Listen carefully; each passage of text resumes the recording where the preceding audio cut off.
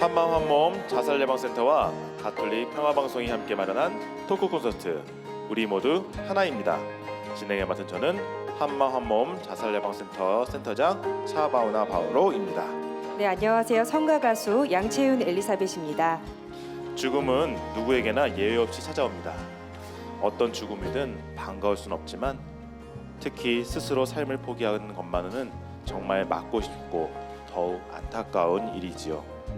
이런 죽음은 떠난 이들에게도 남겨진 이들에게도 크나큰 아픔입니다. 네, 그렇지만 아픔을 아픔인 채로 두지 않고 서로에게 위로와 용기가 되어주기 위해 세계 자살 유족의 날을 지내는데요. 사랑하는 가족이나 지인을 잃은 자살 유족과 함께 고인을 기억하고 애도하는 시간을 갖고 있습니다. 저희 한마음 한몸 자살예방센터도 2019년부터 이 시기에 마음 축제를 열고 있습니다. 유가족뿐만 아니라 예방 활동가 그리고 위기자들 그리고 예방에 관심 있는 시민 등 우리 모두가 자살 생존자라는 이름 아래 하나 되는 이야기하는 공감 축제입니다. 신부님, 자살 생존자라고 하셨는데요. 어떤 의미인가요?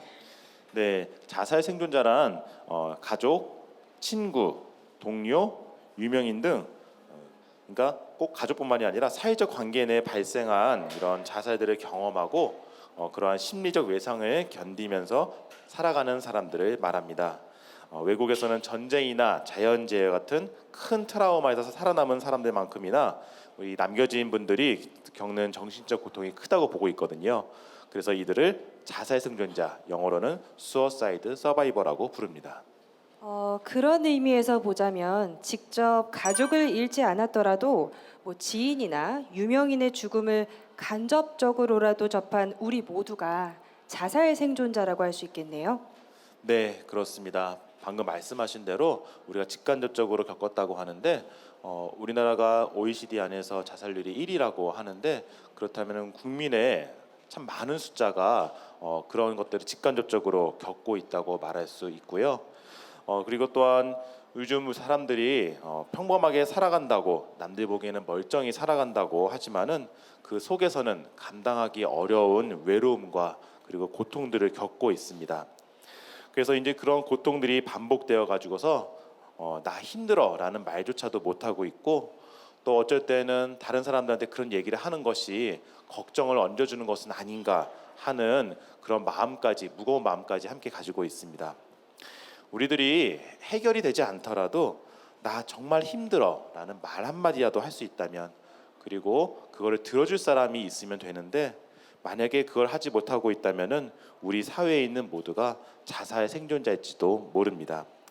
그래서 오늘 저희는 이렇게 서로가 서로를 위로해 주는 바람을 가지고서 이 토크 콘서트 제목을 우리는 모두 하나 자살 생존자입니다라고 붙였습니다.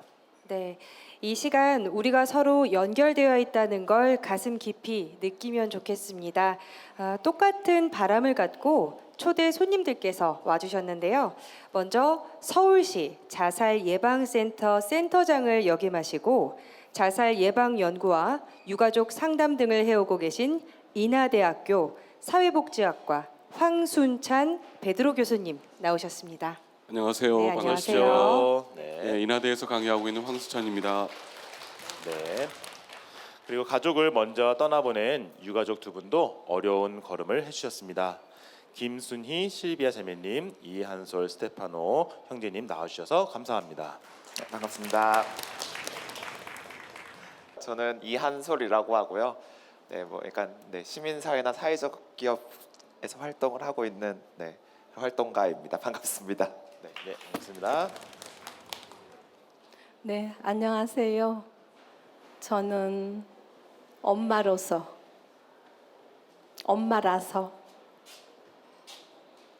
아주 용기를 내서 나왔습니다. 네. 감사합니다.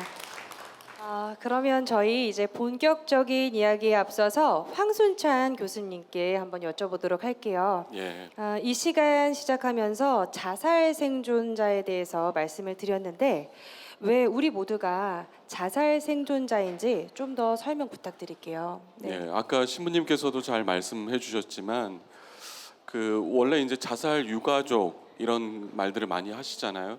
그래서 자살 유가족은 고인이 이제 가족 구성원 중에 자살로 사망하시고 그 사별을 경험하고 있는 가족분들을 위주로 이제 자살 유가족, 자살 유족 이런 개념들을 했었는데, 실제로 가족들만 그런 영향을 받는 것이 아니라 상실의 아픔이 가까운 지인이라든지 그 다음에 주변 친구들이라든지 또 심지어 길을 가다가 그 상황을 목격한 일반인들도 얼마든지 그 어떤 충격이나 상실의 경험을 할 수 있다라고 봐서 좀 더 포괄적인 개념으로 생존자 개념을 규정을 하고 있고요. 그래서 지금은 이제 자살 유족 또는 유가족 개념도 있지만 자살 생존자 개념들을 많이 쓰고 있습니다. 그리고 한국 사회는 특히나 이제 어떻게 보면 사실 자살 유가족이 아닌 그런 집은 거의 없을 거라고 생각됩니다. 그래서 이런 자살 생존자 개념을 통해서 자살 문제가 한국에 있어서 특히 우리들에게 다른 사람들, 남의 문제가 아니라 우리의 문제, 나의 문제라고 인식하는데 생존자 개념이 굉장히 중요할 거라고 생각이 됩니다. 이 가족을 먼저 떠나보낸 심정을 저희가 어떻게 짐작할 수 있을까 그렇게 생각합니다. 그 어려운 시간을 지나 이 자리에 나오신 것도 큰 용기가 필요할 것 같은데요. 저희 김순희 자매님은 아드님을 먼저 보내셨어요. 그래서 어떤 마음으로 이 자리에 나오실 수 있었던 건지 좀 여쭤봐도 될까요? 네. 아까도 말씀드렸지만 정말 발 하나 내디딜 그런 여유조차 없는 상황에서, 그런 절망 끝에서 죽음만이 갈 수 있는 거라 생각했을, 또 그런 생각을 지금도 하고 있을 그런 사람들에게 엄마로서, 정말 엄마로서 간절히 아주 부탁하고 싶은 말이 있어서 나오게 되었습니다. 네. 말은 포기하지 말아달라고요. 어떠한 절망 속에서도 죽음만은 생각하지 말아달라고요. 희망을 포기하지만 않으면 그래도 길이 있다는 것을 꼭 생각했으면 좋겠어요. 희망을 포기하지 말아주세요. 이 말을 아주 외치고 싶어서 나왔습니다. 네, 아까 전에도 대화를 잠깐 했었는데 어떻게 나오셨습니까? 했더니 동기라는 말을 용기라는 말로 바꿔서, 저는 제 용기는 희망을 포기하지 말라는 말씀을 꼭 드리고 싶어 나왔습니다라고 했는데, 그 말씀이 저한테도 참 가슴에 박힙니다. 아직도 아드님의 모습이 정말 생생하게 살아계실 것 같아요. 아드님은 어떤 청년이었습니까? 아주 멋진 사람이죠. 잘생기고 존재 자체로 저에게 굉장히 자랑스럽던 사람이죠. 어떤 아들이나 어떤 자녀나 어떤 딸이든 자녀란 부모에게 다 희망이죠. 그래서 옆에만 있어도 자랑스럽고 뿌듯하고 저의 희망이었죠. 예. 이렇게 얘기를 들으니까 아드님이 지금 어머님 모습을 쏙 빼닮은 굉장히 온화한 분이시지 않았을까 또 생각이 듭니다. 지금도 아마 하늘에서 어머님을 보시면서 또 미소 짓고 있으실 거라고 또 믿습니다. 옆에 우리 이한솔님께서는요, 6년 전에 또 우리 형님을 잃으셨는데요. 그동안 가족들이 어떻게 지냈는지 말씀해 주실 수 있을까요?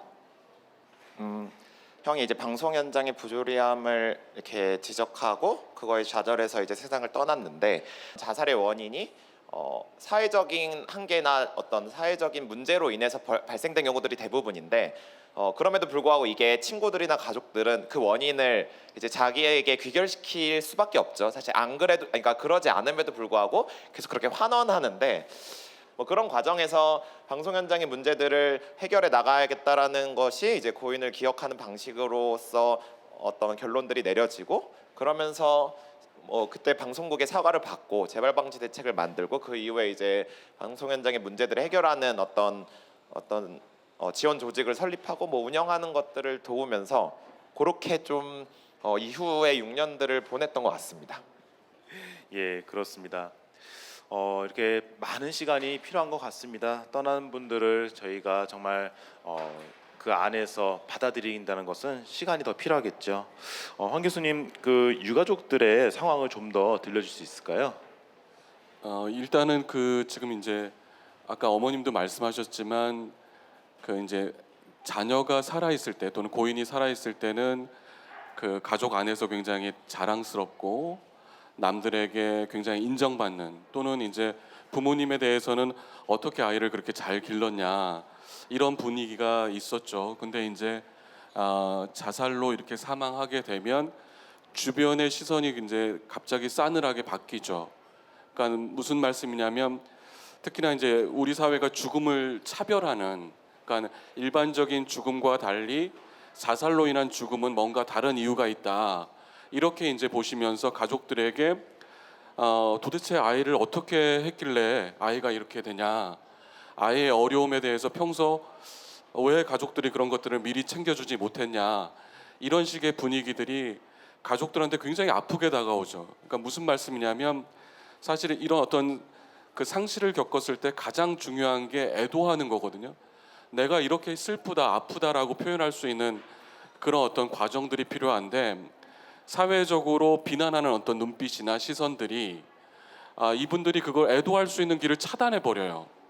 그러다 보니까 가족들 안에서도 그런 얘기들을 못 하게 되고, 또 심지어 가족들 안에서도 서로 누구 때문에, 누가 이렇게 해서, 누가 그때 어떤 것들을 안 해줘서 이런 거 아니야?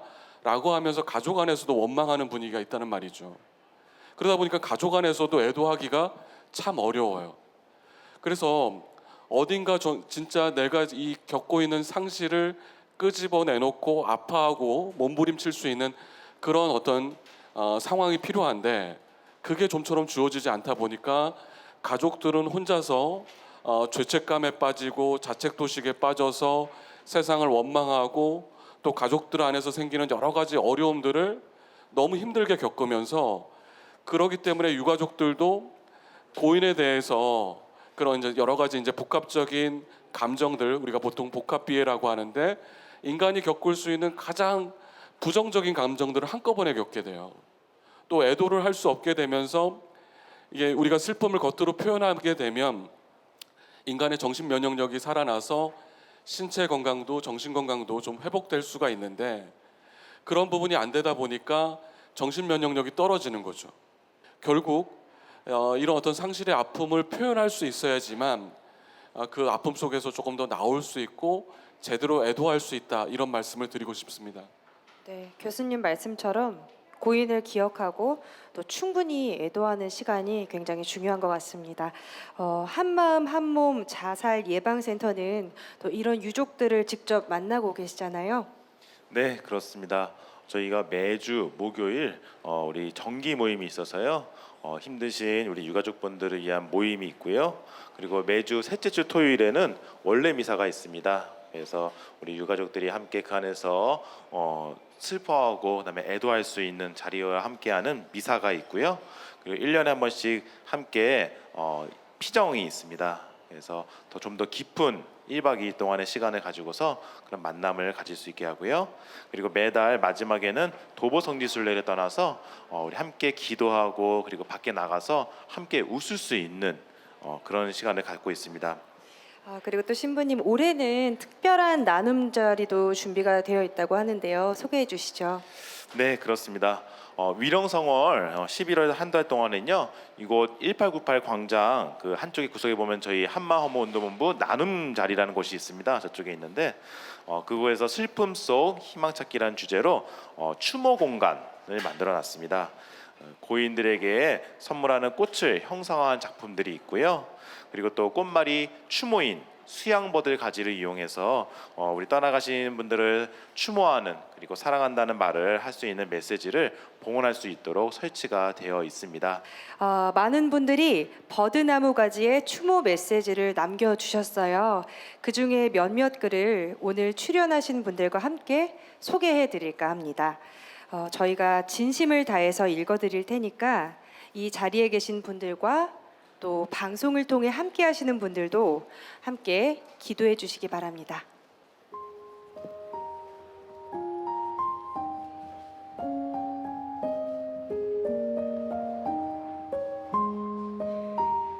우리 모두 너를 그리워하고 사랑으로 추억하고 있다. 하느님 품에서 영원히 행복하기를. 내 동생, 그동안 너무 수고 많았어. 힘든 시간 순간순간 버티어내고 살아주어서 고마웠다. 모두 내려놓고 가버린 너의 마음이 편히 쉴 수 있게 주님께 기도한다. 성모님이 끌어주시는 그 길을 따라 주님 곁에서 꼭 쉬길 바래. 사랑해. 아버지, 불러봅니다. 절망과 고통을 공감하지 못했던 어린 저를 키워주시고 사랑을 알게 하신 은혜 잊지 않겠습니다. 이 세상에 와서 사랑을 전해주고 간 너를 기억하며 누나가 내 목까지 잘 살 것을 약속할게. 사랑하는 우리 엄마, 혼자 남겨졌어도 씩씩하고 바르고 건강하게 잘 살고 있을게. 거기서는 아프지 마. 요즘 내 생각이 많이 난다. 많이 사랑해. 보고 싶다. 하느님 나라에서 아버지, 엄마와 함께 잘 지내. 사랑해. 사랑하는 아들, 지켜주지 못해 미안해. 엄마가 널 영원히 기억할게. 사랑해.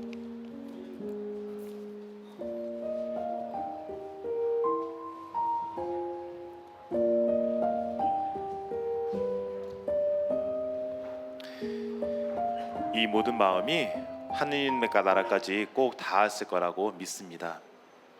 채은 씨, 우리 마음을 담아 노래 한 곡 전해주시죠. 네, 내 영혼 바람되어라는 곡을 준비했는데요. 이 곡의 노랫말은 원래 그 인디언들에게서 구전되어 오는 시라고 합니다. Thousand Winds라는 곡인데요. 떠난 분들과 우리 사이를 이어줄 추모의 다리가 되길 바라면서 지금 들려드리겠습니다.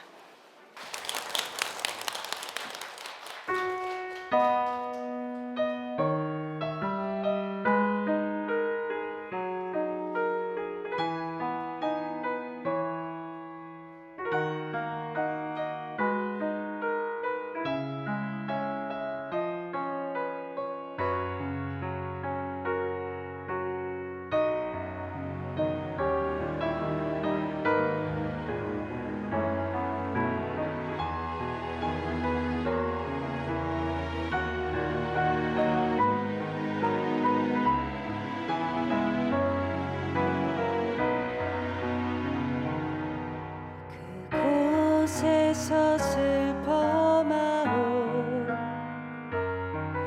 나 거기 없어 그 자리에 잠든 게 아니라오 그곳에서 슬퍼마오 나 거기 없어 그 자리에 잠든 게 아니라오 나는 전에 바람이 되어 찬란히 빛나는 눈빛 되어 곡식 연근인 햇빛 되어 하늘한 별빛 되어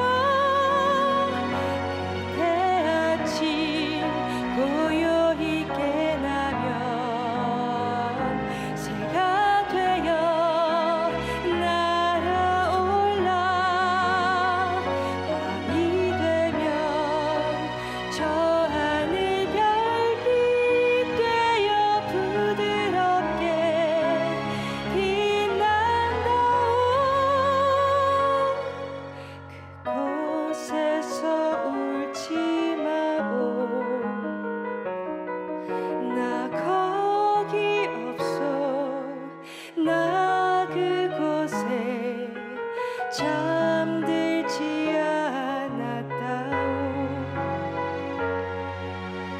그곳에서 슬퍼마오.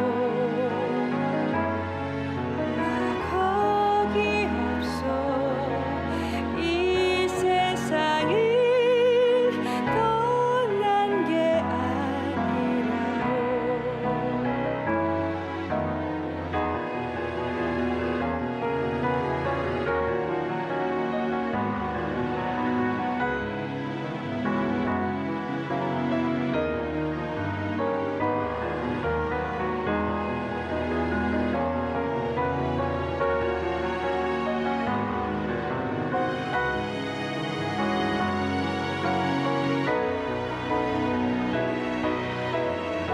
나는 전해 바람이 되어 찬란히 빛나는 눈빛 되어 공신령 비는 햇빛 되어 가을한 하늘빛 되어 그대 아침 고요히 깨나면 새가 되어 날아올라. 밤이 되면 저 하늘 별빛 되어 부드럽게 빛난다오.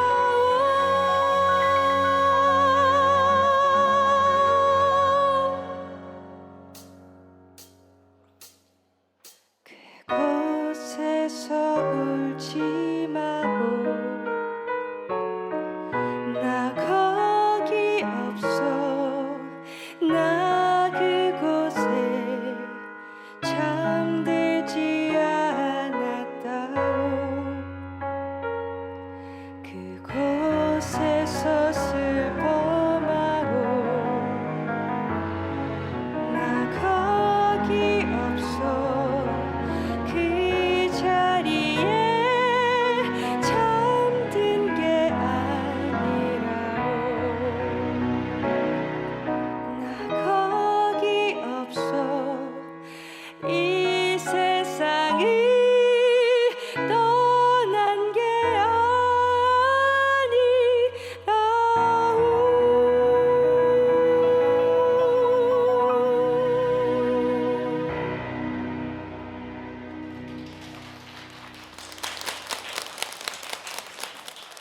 네, 마음과 마음이 이어진 느낌이었습니다.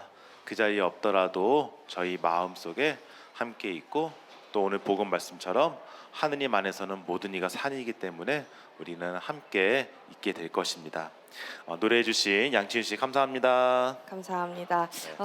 오히려 제가 또 여러분을 위해서 또 노래할 수 있어서 기쁘고 또 감사했습니다. 이 시간 함께하면서 안타깝게 삶을 마감하신 분들이 더 이상 없었으면 하는 바람이 더 간절해집니다. 네, 그렇습니다. 우리 모두가 자살 생존자라고 얘기했는데요. 누구나 위험에 노출되어 있고 또한 자살 위기자가 될 수 있다는 그런 뜻입니다. 특히 요즘은 사회적으로 그 위험이 더 커지고 있는 것 같습니다. 네, 황 교수님 어떻습니까? 그 실제로 이제 한국 사회가 지금 그 해마다 13,000명 이상씩 자살로 사망을 하고 있는데요. 그러니까 2011년에 15,000명이 좀 넘고 인구 10만 명당 30명 이상이 자살로 사망하는. 그러니까 사실은 우리나라가 이제 전 세계적으로 보면 IMF 경제 위기 이후에 자살률이 떨어지지 않은 유일한 나라고요. 그다음에 같은 OECD 국가 안에서도 아시겠지만 2003년 이후에 한 2번 정도 다른 나라가 1위를 한 적이 있고 대부분 한국이 자살률이 가장 높은 나라로 되어 있습니다. 특히 이제 노인 자살도 심각한데 그 이후에는 계속해서 모든 연령대, 특히 이제 자살 사망자 수는 40대, 50대가 많지만 자살률은 노인 연령층에서 가장 많거든요. 특히 이제 80세 이상 남성 노인들의 경우 혼자 사시면서 자살률이 인구 10만 명당 100명이 넘어가는, 그러니까 전 세계적으로 유례를 찾아볼 수 없는 그런 상태에 있습니다. 그래서 이런 부분들이 단순히 개인의 문제냐? 그렇지 않다는 거죠. 그러니까는 100여 년 전에 듀르켐이라고 하는 사회학자가 무슨 얘기를 했냐면 어떤 나라의 해마다 일정 수 이상의 사람들이 자살로 사망한다고 한다면 그거는 그 사회의 어떤 사회 시스템에 문제가 있다. 다시 말해서 사회적 기질에 문제가 있고 그 사회적 시스템이나 기질을 바꾸지 않으면 이 문제는 해결되지 않는다는 거죠. 13,000명이라고 하면 종합대학에 다니는 학생 수만큼 1년에 자살로 사망하고 있는 거예요.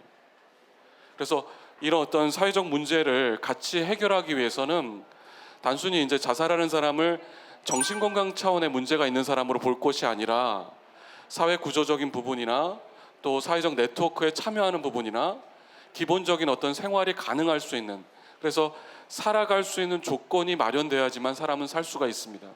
그래서 살아가는 조건에는 단순히 경제적인 것만 있는 것이 아니라 사람과 사람과의 관계성, 그 다음에 삶의 자리, 주거의 안정, 이런 것들이 다 총체적으로 필요하거든요. 그래서 그런 부분들을 같이 고민하고 종합적인 어떤 자살 예방 대책이나 그런 정책들이 마련되어야 되지 않을까 하는 생각을 가져봅니다. 그러니까 우리가 다른 사람들과 좀 긴밀하게 연결이 되어 있으면 좀 죽음의 위험을 줄일 수 있다는 말씀이신데요. 예, 맞습니다. 그런데 사실 막상 힘들어도 얘기를 하기가 어려울 때가 많거든요. 신부님과 교수님은 예방 활동을 하시면서 위기에 처해 있는 분들을 많이 만나셨을 텐데요. 그분들의 이야기를 좀 들려주실 수 있나요? 네, 저는 이 자살 생존자라는 아까 이야기하면서 누구나 지금 우리 한국 사회에서는 마음속에서 그런 고통에 지금 겪고 있구나라는 것을 많이 느꼈어요. 특히나 지금 30대 청년들 같은 경우는 만나면은 열심히, 정말 열심히 살아가고 있어요. 최선을 다해 살아가고 있는데 어느 순간부터 사는 실감이 안 난다는 그런 그런 생각이 들었다고 하더라고요. 그러면서 내가 지금 막 열심히 살고 있고 뭔가를 막 하고 있지만은 뭔가가 현재가 흐릿한 느낌이 들고 내가 지금 왜 사는지 의미를 모르겠고, 그리고 내가 여기에서 지금 실감이 안 나는, 뭘 해도 밥을 먹어도 별로 실감이 안 나고 어디 여행 가도 실감이 안 난다는 그런 느낌이 든다고 이야기했습니다. 그래서 그런 청년들한테 그러면 정말로 하고 싶은 얘기가 뭡니까? 라고 물었을 때 저 정말 힘들어요. 예, 가족들한테도 친구들한테도 그 얘기가 하고 싶다고 하더라고요. 그래서 그러면은 정말로 가족들한테 한번 했으면 좋겠습니다. 어떻게 하면 좋을까요? 물어봤을 때 많은 분들이 이렇게 대답하더라고요.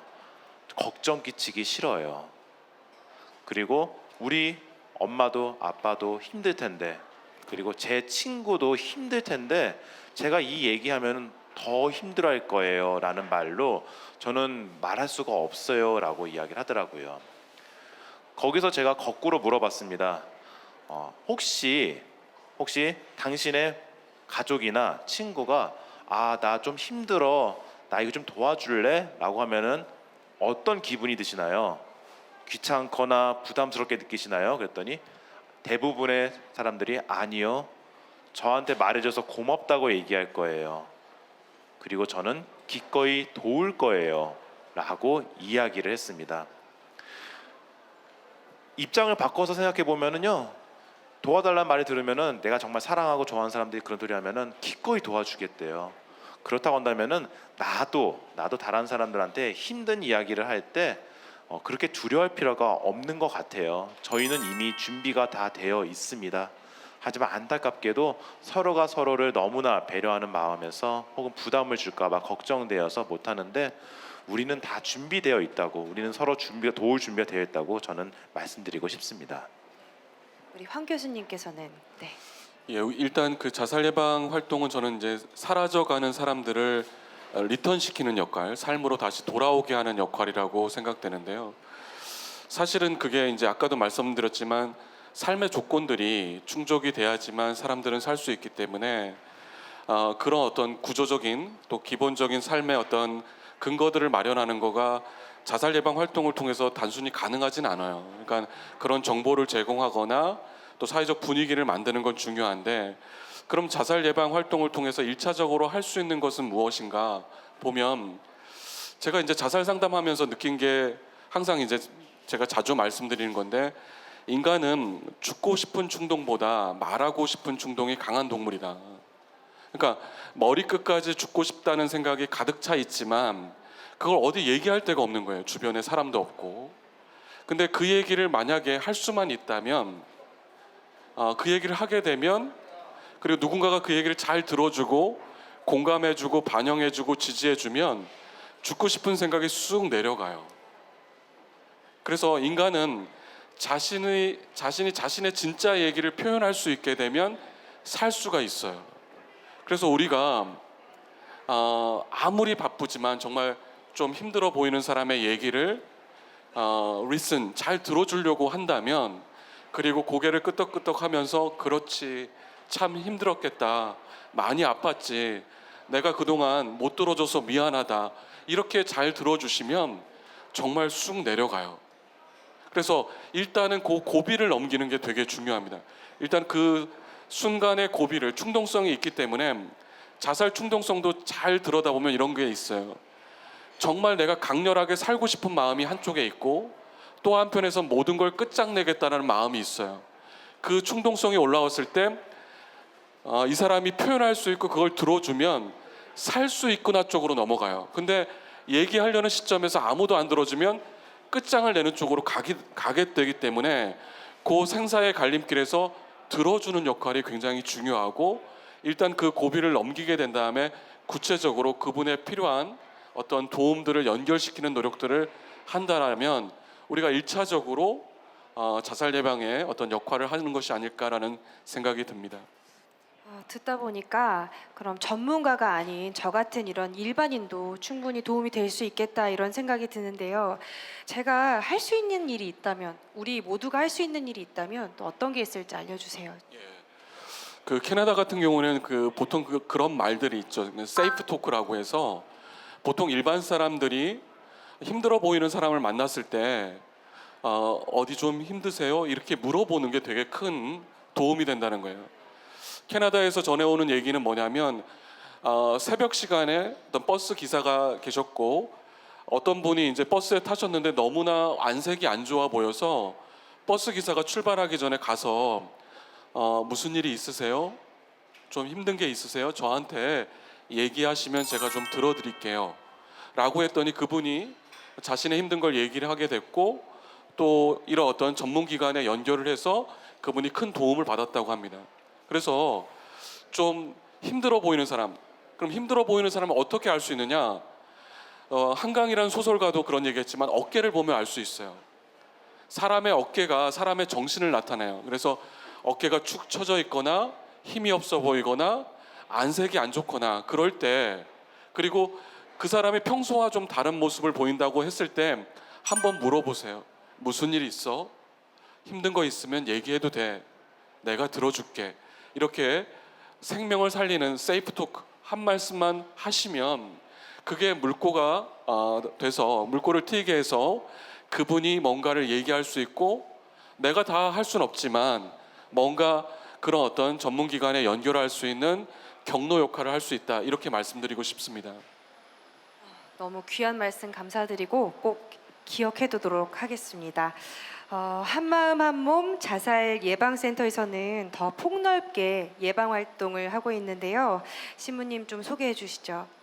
네, 저희는 저희 사회 안에서 이런 자살에 대한 인식 개선을 위한 그런 프로그램들을 하고 있고요. 그리고 또 필요한 곳에 가서 예방 활동을 할 수 있는 교육, 그리고 캠페인 등을 하고 있습니다. 그리고 또 아까 말씀드린 유가족을 위한 모임들도 하고 있고요. 그리고 또 무엇보다도 이렇게 우리 교회 안에서 정말 세상을 떠나신 분들을 위해서 함께 기도하고 그리고 그분들을 위로하는 그런 역할을 하고 있습니다. 그럼 자살 예방 활동가는 구체적으로 좀 어떤 일들을 하나요? 네, 필요한 곳에 가서 이제 교육을 하는 역할도 하고 있고요. 그리고 또 이렇게 저희 이제 축제 같은 경우에도 많은 분들에게 이야기를 들어드릴 수 있는 그런 일을 하고 있거든요. 잠시 뒤에 저희도 이제 축제를 하는데 많은 예술가분들이 와 계십니다.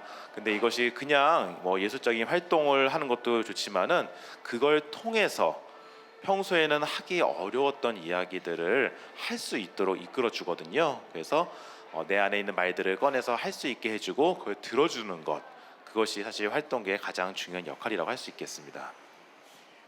그럼 신앙인의 입장에서 사실 스스로 목숨을 끊는다는 생각을 하는 것 자체가 죄책감이 들기도 하고 또 누군가에게 털어놓기 힘들 것 같아요. 유가족분들도 그러실 것 같고 사제로서 이 부분에 대해서 좀 설명해 주시면 좋겠습니다. 네, 아까 미사 때도 저희 이경천 디모데요 주교님께서 너무 잘 말씀해 주셔가지고서요. 우리 사회 안에서도 아직까지도 자살이란 주제가 굉장히 터부시 됩니다. 어디 가서 이야기하기도 힘들죠. 그런데 교회에 와서는 더욱 더 심한, 어쩌면 낙인을 찍는 듯한 그런 느낌을 받을 때가 있습니다. 우리가 살면서 사회적으로도 갈 데가 없는데 교회에도 갈 데가 없다고 한다면은 어디로 가야겠습니까? 우리 교회는 프란치스코 교황이 말씀하신 대로 아픈 사람들이 언제든지 올 수 있는 야전병원 같은 응급실과 같은 곳이 되어야 할 것입니다. 만약에 스스로 세상을 떠난 분이 계시다고 한다면은 그에 대한 판단은 하느님께 오로지 맡겨야 됩니다. 우리 세상 사람 모든 사람의 자비를 합친 것보다 하느님의 자비는 훨씬 크십니다. 하느님께서 자비롭게 알아서 잘 그분의 방식으로 구원해 주실 겁니다.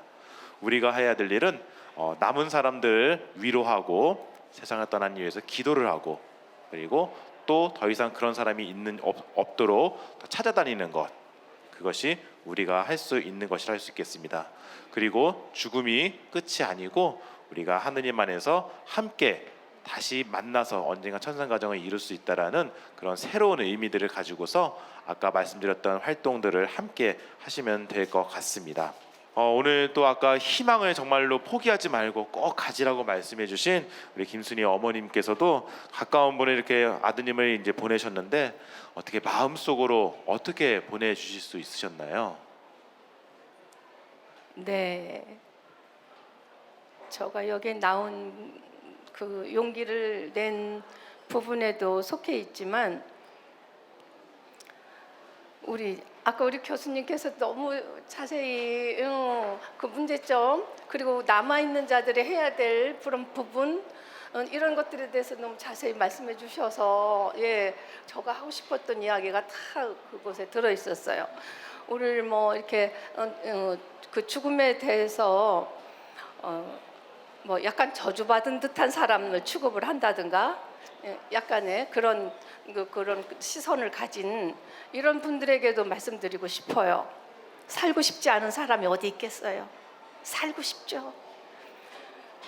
죽음이 얼마나 두려웠겠어요. 하지만 그 두려움보다도 더 얼마나 더 많이 힘들면 죽음을 택하겠어요. 또 죽음을 택한 사람은 어쩌면 아까 우리 주교님 말씀하신 것처럼 살아있는 우리보다 자신을 더 이렇게 낮췄기 때문에 죽음을 선택했을 수 있어요. 더 독하게, 더 강한 이 강자로서의 그런 마음을 가졌다면 삶을 택했겠죠. 누구를 밟고라도, 어떤 걸 이기고라도, 취하고라도. 그렇기 때문에 그러한 그 시선에서 벗어나는 우리의 의식을 좀 더 높이는 이런 걸 당부하고 싶고요. 또 우리 그 유가족들은 그렇게 어려운 길을 택한 내 그 가족이나 친지나 이웃을 인정해 달라고 하고 싶어요. 저는 제 아들이 선택한 그 길을 인정해 주고 싶어요. 존중하고 싶어요. 얼마만큼 그 길을 택할 때에는 얼만큼 큰 고민과 고통과 외로움과 또 부모에 대한, 제가 그 길을 택하는 데 있어서는 두 분을 생각할 때 가장 힘들었다라고 얘기했어요. 그런 글을 메시지를 남겼더라고요. 저 충분히 그 마음을 헤아릴 수 있어요. 그러니까 그것이 어떤 뭐 사고가 잘못돼서 아까 말씀하신 것처럼 정신이 잘못돼서가 아니라 정말 최선을 다해서 고민하고 걱정하고 고통받고 모든 저기를 다 한 뒤에 너무나 쉬고 싶다라는 그 간절함 때문에 택한 길이라 인정해 줬으면 좋겠어요. 네, 저는 우리 아들을 인정하기로 했어요. 그렇게 철이 없고 생각도 부족하고 어떤 그 컴플렉스가 있거나 이런 사람이 아니었기 때문에 인정하기로 했어요. 그리고 신부님 말씀처럼 죽음이 끝이라면 인정할 수 없죠. 해봐야죠. 하지만 그 죽음이 끝이 아니기 때문에 저는 우리 예수님의 부활한 그 모습에서 제 아들도 그렇게 아름다운 부활을 하리라는 했으리라는 이 믿음으로 저는 인정합니다. 그래서 또 엄마는 일상을 살아갑니다. 네.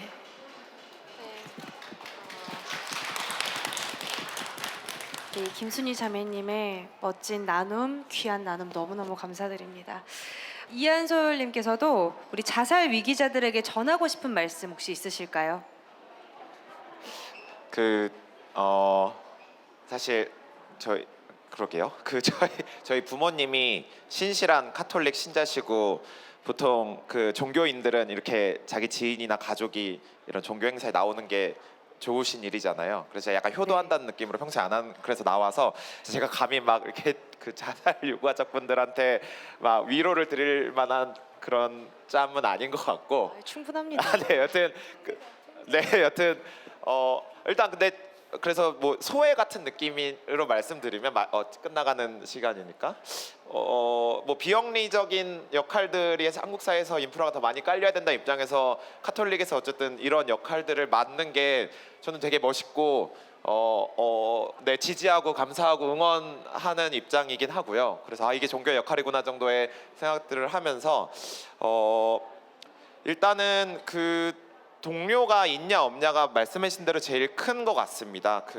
저희 형도 그때 당시에 같이 목소리를 낼 수 있는 혹은 나랑 같은 생각을 하고 있다라는 동료를 찾기 어려워서 그런 선택을 했던 거였고, 근데 일단은 이런 센터가 있고 혹은 이런 활동들을 하는 존재만으로도 사실 큰 기댐과 위로가 될 수 있을 것 같아서 많이들 더 자신감을 가지고, 그리고 잘못한 거 없잖아요, 우리 모두가. 그 잘못한 게 없기 때문에 오히려 더 많이 찾아오고, 네, 그런 역할을 잘 맡아주고 계시니까 그런 것들에 서로가 서로한테 기댈 수 있는 그런 자신감과 그런 게 약간 용기 혹은 그런 동기 이런 것들이 다 있었으면 좋겠다라는 생각이 있습니다. 네, 그렇습니다. 함께 하겠습니다. 감사합니다. 네. 네, 저희 김순희 어머니께서도 유가족 여러분들께 한 말씀 해주시면 좋겠습니다. 한마디로 우리 잘 살자고요. 네, 우리 그 죽음 인정하고 우리 행복하게 잘 살아요. 매일매일. 네, 알겠습니다. 우리 황순천 교수님도 한 말씀 부탁드립니다. 예, 저는 그런 생각이 들었어요. 고립되면 안 된다. 예, 어떤 상황에 있어도 고립되고 소외되면 안 된다. 그러니까는 우리가 가장 도움이 필요한 순간 숨게 되거든요, 심리적으로. 근데 가장 도움이 필요한 순간 도움을 요청하셔야 됩니다. 그리고 나와 같은 어려움을 갖고 계신 분들을 꼭 만나셔야 됩니다. 그래서 같은 어려움을 갖고 있는 사람들이 만나서 이야기를 또 나누다 보면 힘을 얻으실 수가 있거든요. 그래서 자꾸 집에서 밖으로 갈까 말까 고민하고 계실 때 무조건 가시면 좋을 것 같아요. 밖으로 나가셔서 사람들을 만나고 관계를 계속 유지하시는 게 가장 건강하게 우리가 이 어려움들을 헤쳐나갈 수 있는 방법이다. 고립되시면 안 됩니다. 예, 이 말씀 드리고 싶습니다. 감사합니다. 감사합니다. 네, 우리 양치님도 소감 말씀해 주시죠. 정말 여기서 사실 살면서 죽고 싶다라는 생각 한 번도 안 해본 사람은 없을 거예요.